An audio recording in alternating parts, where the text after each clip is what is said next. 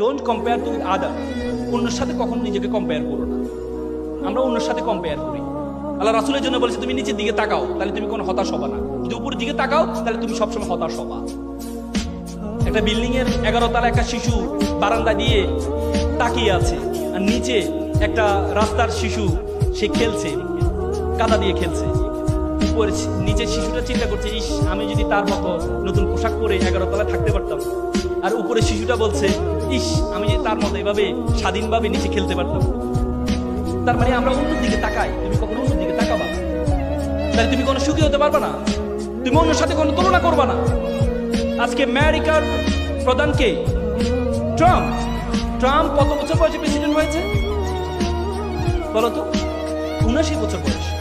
আর Barack Obama কত বছর বয়সে প্রেসিডেন্ট হয়েছে?